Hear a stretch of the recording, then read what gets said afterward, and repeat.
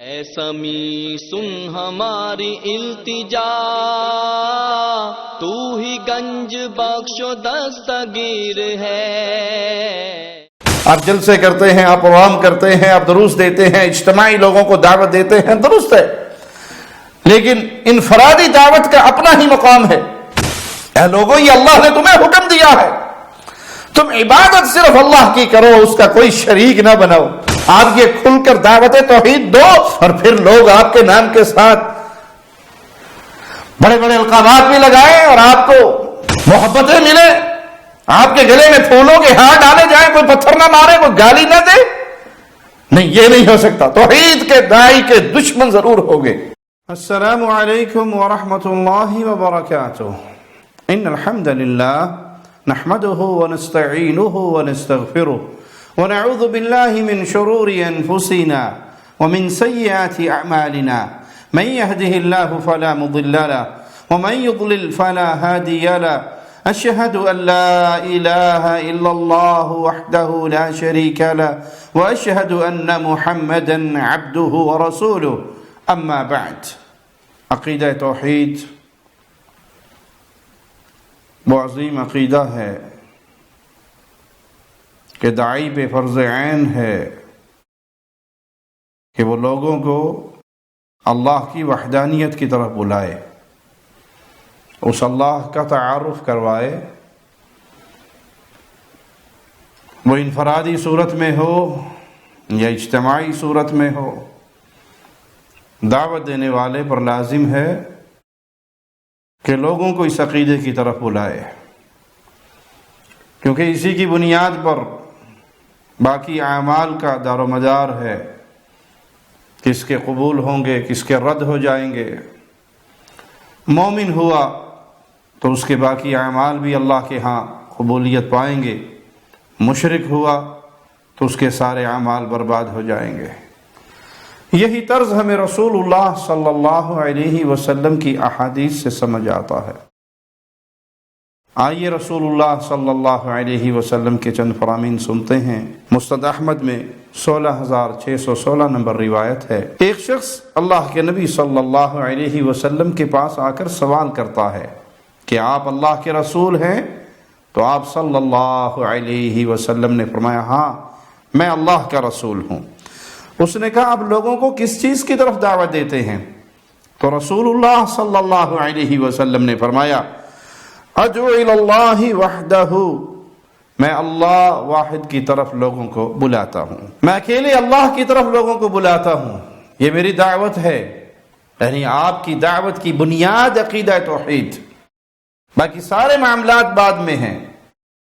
اگر کوئی عقیدے کی دعوت نہیں دیتا اور فضائل اور مسائل سنا کر چلا جاتا ہے تو وہ نبوی منہج پر نہیں ہے۔ جب آپ سے دعوت کا سوال ہوا تو آپ صلی اللہ علیہ وسلم نے فرمایا، میں ایک اللہ کی طرف لوگوں کو بلاتا ہوں۔ من اذا كان بك ضر فدعوته كشفه عنك، تم بتاؤ جب تمہیں کوئی تکلیف پہنچے تو وہ کون ہے جس کو تم پکارتے ہو اور وہ تمہاری تکلیف کو دور کر دیتا ہے۔ وَمَنْ إِذَا أَصَابَكَ عَامٌ سَنَةٍ فَدَعُوتَهُ أَنْبَتَ لَكَ، وہ کون ہے جب تمہارے ہاں خوش سالی ہو اور تم اسے پکارو اور وہ تمہارے لیے انگوریاں اگا دے، یہ کس کے ہاتھ میں ہے؟ وَمَنْ إِذَا كُنْتَ فِي أَرْضٍ قَفْرٍ فَأَضْلَلْتَ فَدَعُوتَهُ رَدَّ عَلَيْكَ، اور جب تم صحرا میں یا ویران جگہ پہ یا بنجر زمین میں ہو، تمہاری سواری گم ہو جاتی ہے، کون ہے جس کو تم پکارتے ہو اور وہ تمہاری سواری واپس پہنچا دیتا ہے؟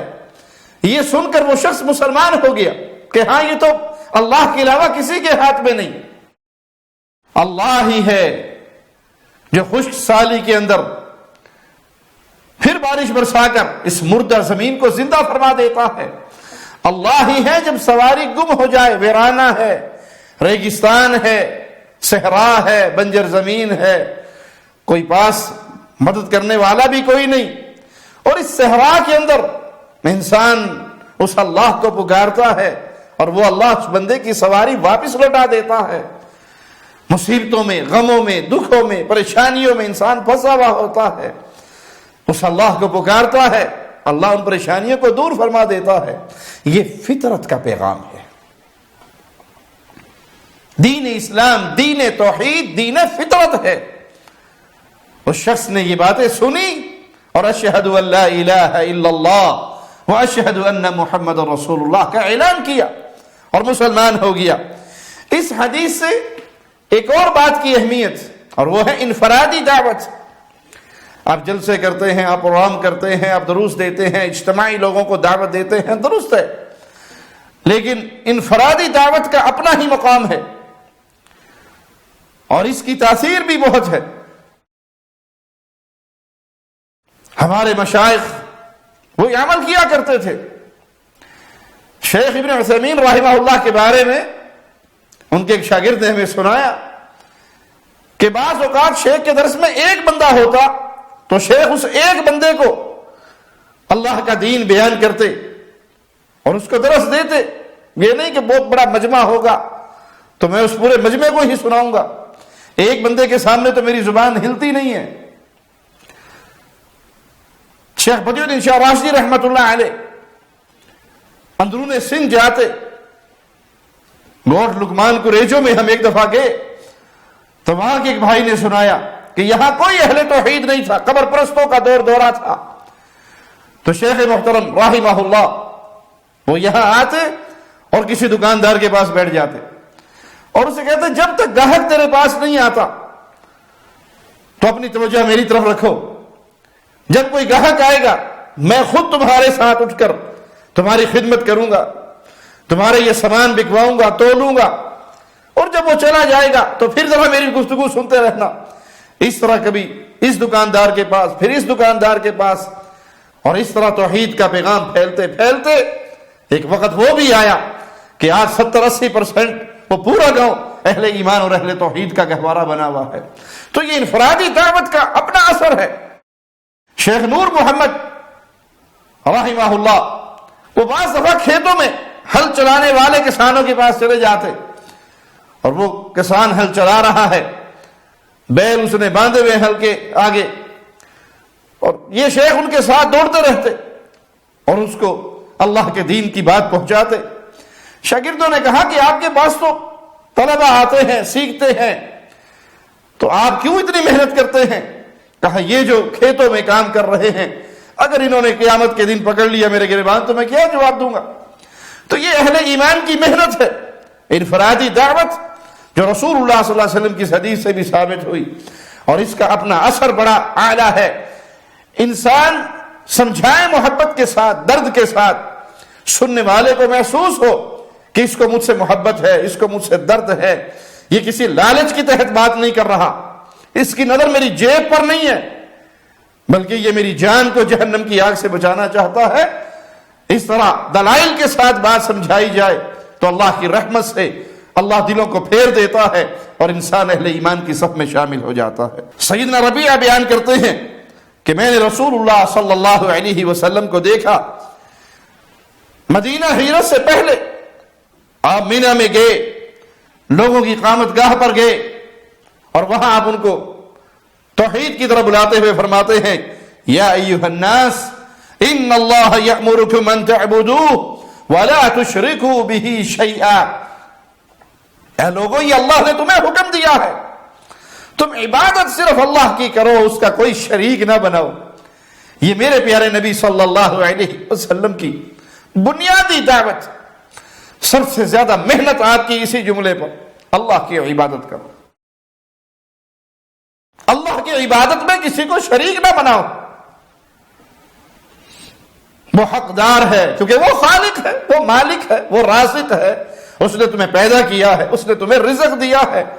جب سب کچھ تمہیں اسی نے دیا ہے تو وہی حق رکھتا ہے کہ تم بھی جب بھی سجدے میں سر رکھو تو صرف اسی کے لیے، مانگو تو صرف اس سے، پکارو تو صرف اس کو، جھکو تو صرف اس کے در پہ، ذبح کرو تو صرف اس کے نام پر، فریادیں بلند کرو، آہو زاری کرو تو صرف اس کے سامنے، اس کا کسی کو شریک نہ بناؤ. میں نے اس وقت دیکھا کہ ایک آدمی آپ کے پیچھے پیچھے چل رہا ہے اور چلتے ہوئے آواز لگاتا ہے کہ لوگوں یہ تمہیں تمہارے آباء و اجداد کے دین سے منع کر رہا ہے، اس کی بات نہ ماننا. آباء و اجداد کے دین کو ترک نہ کرنا۔ سیدنا ربیعہ کہتے ہیں میں نے پوچھا یہ کون ہے؟ تو جواب ملا یہ ابو لہب ہے، نبی کریم صلی اللہ علیہ وسلم کا چچا، وہ آپ کی دعوت کا انکار کرتے ہوئے۔ اب دیکھیے اس حدیث میں کتنا پیارا جملہ ہے کہ رسول اللہ صلی اللہ علیہ وسلم بلا رہے ہیں ایھا الناس کہہ کر لوگوں کو کہ اللہ کی عبادت کرو، یہ اللہ کا حکم ہے، اس کا شریک نہ بناؤ، یہ اللہ کا حکم ہے۔ مشرک کے پاس کوئی دلیل نہیں ہوا کرتی، وہ صرف یہ کہتا ہے بزرگوں نے یوں نہیں فرمایا، حضرت نے یوں نہیں فرمایا، بڑوں نے یوں نہیں فرمایا، آباء و اجداد نے یوں نہیں فرمایا، باپ دادے کا دین یہ نہیں ہے۔ وہ پیارے بھائی، باپ دادے کا دین یہ اللہ نے ہمارے اوپر نہیں اتارا۔ اتبعوا ما انزل الیکم من ربکم ولا تتبعوا من دونه اولیاء، فرما برداری کرنی ہے تو اس چیز کی جو اللہ نے تم پر نازل کر دی۔ اللہ نے کیا نازل کیا؟ قرآن اور حدیث۔ کسی کا باپ دادا قرآن حدیث پہ ہے تو بہت اچھی بات ہے، اور اگر نہیں ہے تو وہ آپ کے لیے حجت نہیں ہے۔ آپ کے لیے حجت کیا ہے؟ فرما برداری کرو جو اللہ نے نازل کیا۔ وَلَا تَتَّبِعُوا مِن دُونِهِ أَوْلِيَاءَ، اس کو چھوڑ کر کسی ولی کے پیچھے، کسی دوست کے پیچھے نہ چلو۔ تو باپ دادا دین میں حجت نہیں ہے، اسلام میں حجت نہیں ہے۔ یہاں حجت کیا ہے؟ اللہ کا حکم کیا ہے، رسول اللہ صلی اللہ علیہ وسلم کا فرمان کیا ہے۔ اور اس حدیث سے یہ بات بھی سمجھ آئی کہ توحید کی دعوت کے مخالف ہر دور میں ہوتے ہیں اور اپنے ہی کھڑے ہو جاتے ہیں۔ اس سے بڑھ کر اور کیا ہوگا کہ سگا چچا انکار کر رہا ہے اور نعوذ باللہ آپ کی دعوت کو جھٹلا رہا ہے۔ تو یہ توحید کی دعوت کا راستہ یہ پھولوں کی سیج نہیں ہے کہ آپ صرف اللہ ہی مشکل کشا، اللہ ہی حاجت روا، اللہ ہی بگڑی بنانے والا، اللہ ہی اولاد دینے والا، اللہ ہی رزق دینے والا، اللہ ہی شفا دینے والا، اللہ ہی کے لیے ذبح ہوگا، اسی کے لیے نذر ہوگی، اسی کے لیے نیاز ہوگی، اسی کے نام کی قسمیں اٹھائیں گے، اسی سے شفا مانگیں گے، اسی کے لیے سجدے کریں گے، اسی کے لیے رکوع کریں گے، اسی کے لیے قیام ہوگا، ساری عبادتیں صرف اس کے لیے ہوں گی۔ اللہ کا کوئی شریک نہیں، نہ نبی اللہ کے شریک، نہ ولی اللہ کے شریک، نہ بزرگ اللہ کے شریک، نہ صالحین اللہ کے شریک، نہ ملائکہ اللہ کے شریک۔ کسی اور کو سجدے نہیں ہو سکتے، نظر نیاز اس کے نام کی نہیں دی جا سکتی، غیر اللہ کے نام کی، کسی پیر کے نام کی کوئی نظر نہیں، کوئی نیاز نہیں۔ یہ سب شرک کے راستے پہ لے جانے والے کام ہیں۔ آپ یہ کھل کر دعوت توحید دو اور پھر لوگ آپ کے نام کے ساتھ بڑے بڑے القابات بھی لگائیں اور آپ کو محبتیں ملے، آپ کے گلے میں پھولوں کے ہار ڈالے جائیں، کوئی پتھر نہ مارے، کوئی گالی نہ دے، نہیں، یہ نہیں ہو سکتا۔ توحید کے داعی کے دشمن ضرور ہوگے، توحید کے داعی کو گالیاں پڑیں گی، بس چلے گا تو قتل بھی کر دیں گے، بس چلے گا تو مار بھی دیں گے۔ یہ نہیں ہو سکتا کہ توحید کا داعی ہو اور ہر کوئی اس سے راضی ہو جائے، ہر کوئی اس کو گلے لگا لے۔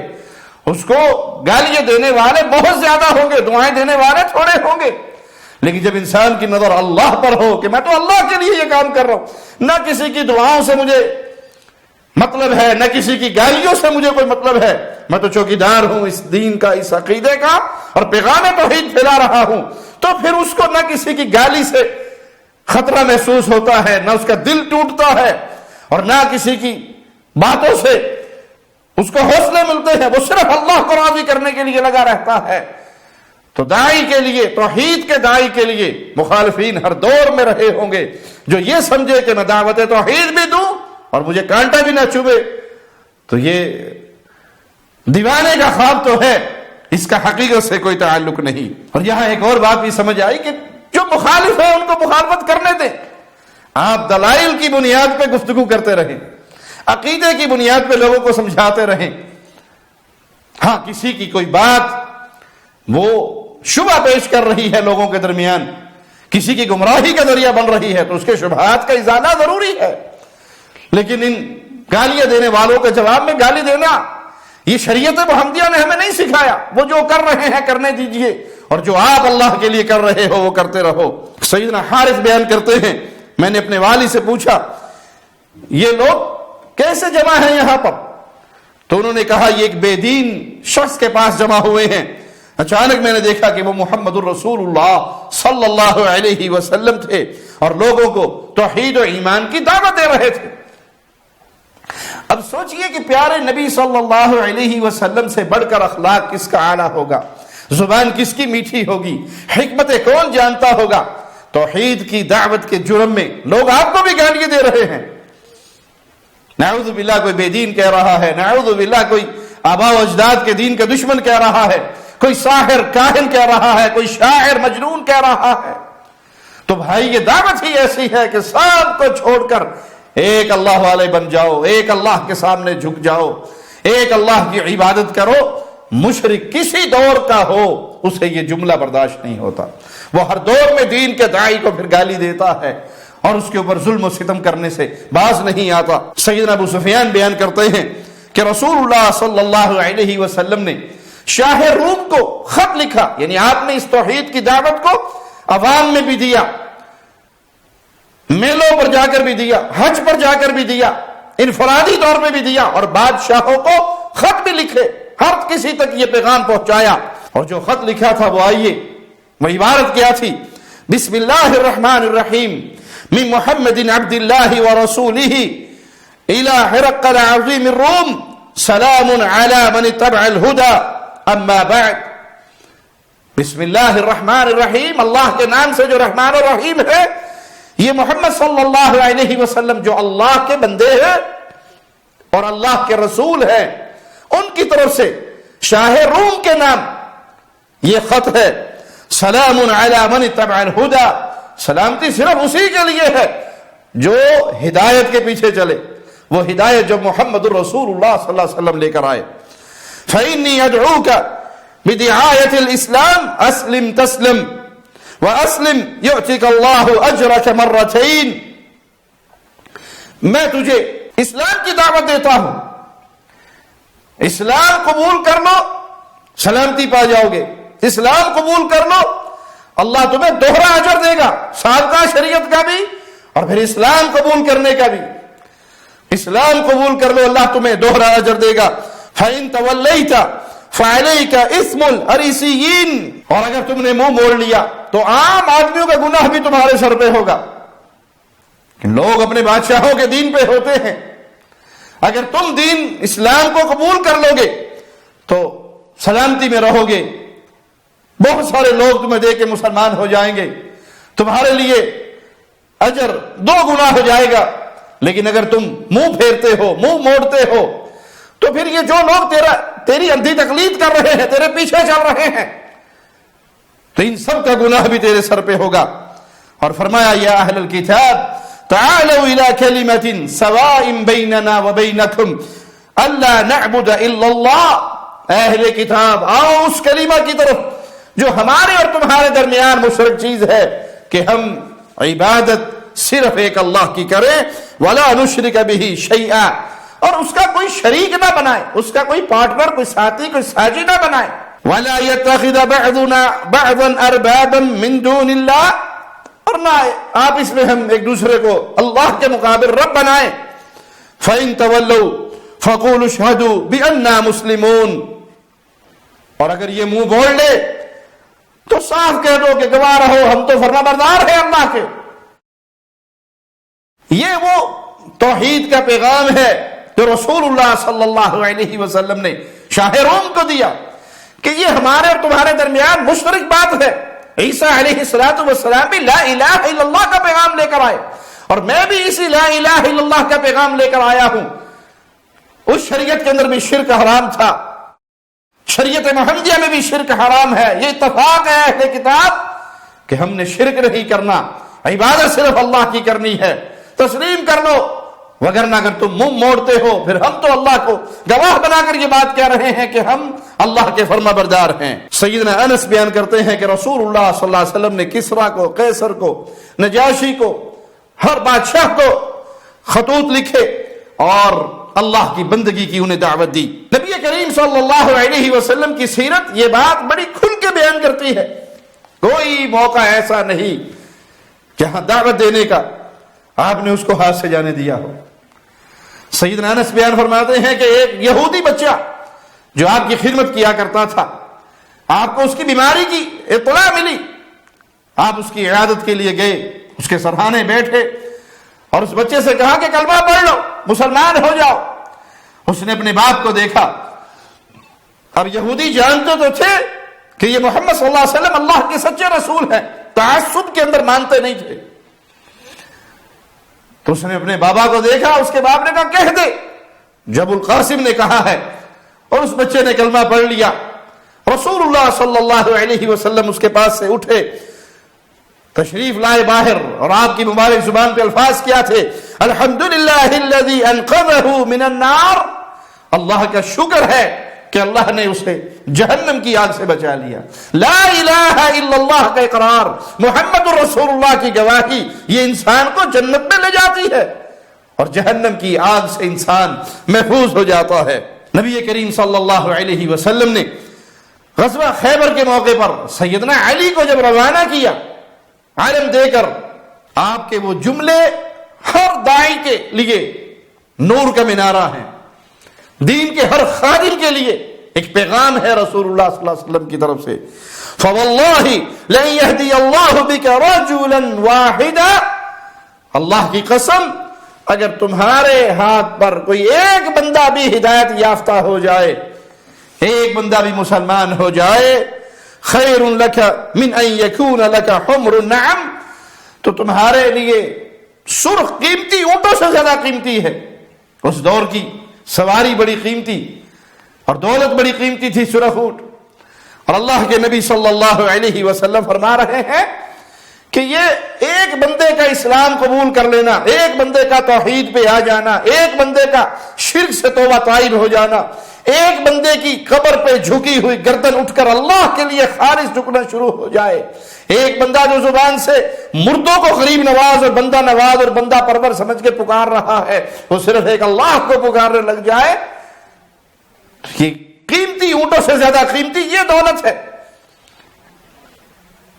تو پیارے بھائیوں، اپنی دعوت کو اس انداز سے مرتب کرو کہ ہم نے لوگوں کو شرک کے دامن سے نکال کر توحید کی وادی میں داخل کرنا ہے، اللہ کا تعارف کروانا ہے، اللہ کی پہچان کروانی ہے، عقیدہ توحید ان کے دلوں میں اتارنا ہے۔ اس کے لیے کوئی تکلیفیں آئیں، کوئی پریشانیاں آئیں، کوئی غم آئے، دکھ آئے، آپ کو گالیاں دی جائیں، ان گالیوں سے پریشان ہو کر اس دعوت کو نہ چھوڑیے۔ کوئی مارنے کی کوشش کرے یا مار دے تو پچھلوں کے لیے، شاگردوں کے لیے، طلباء کے لیے، اولاد کے لیے نصیحت کیے ہے کہ مرنے والا تو انشاءاللہ اپنے رب سے اپنا اجر پا لے گا، لیکن اس کی اس پریشانی کو اپنے سامنے رکھ کے دین کی دعوت سے نہ پھر جانا، کیونکہ یہ انبیاء کا مشن ہے، یہ انبیاء کا مشن ہے۔ نوح علیہ السلام 950 سال اپنی قوم کو یہی دعوت دیتے رہے، ابراہیم علیہ السلام یہی پیغام دیتے رہے، موسیٰ عیسیٰ علیہ السلام یہی پیغام دیتے رہے، امام الانبیاء، امام کائنات، امام اعظم محمد الرسول اللہ صلی اللہ علیہ وسلم یہی کام دیتے رہے، یہی پیغام دیتے رہے، یہی دعوت دیتے رہے۔ اگر آپ کو اللہ نے چن لیا ہے اس دین کی دعوت کے لیے تو آپ سے مبارک اور کون ہوگا کہ آپ انبیاء کے مشن کو لے کر چلے ہیں۔ تو دعوت انبیاء اس کو نہ بھولیے کہ اس کی ابتدا قولوا لا الہ الا اللہ سے تھی، ان اعبدوا اللہ سے تھی، واجتنبوا الطاغوت، یہ پیغام تھا ہر نبی کا، عبادت اللہ کی، رب کے علاوہ پوجے جانے والے تمام الہوں کا انکار۔ اللہ سے دعا ہے اللہ اسی دین توحید پہ، دعوت توحید پہ قائم رکھے اور اسی پہ ہمیں موت دے، اس حال میں موت دے، وہ مالک ہم سے، وہ مولا ہم سے راضی ہو، ہم اپنے اللہ سے راضی ہوں۔ اقول قولی ھذا واستغفر اللہ لی ولکم ولسائر المسلمین۔ شب گریزاں ہوگی آخر جلوائے خورشید سے، یہ چمن معمور ہوگا نغمائے توحید سے۔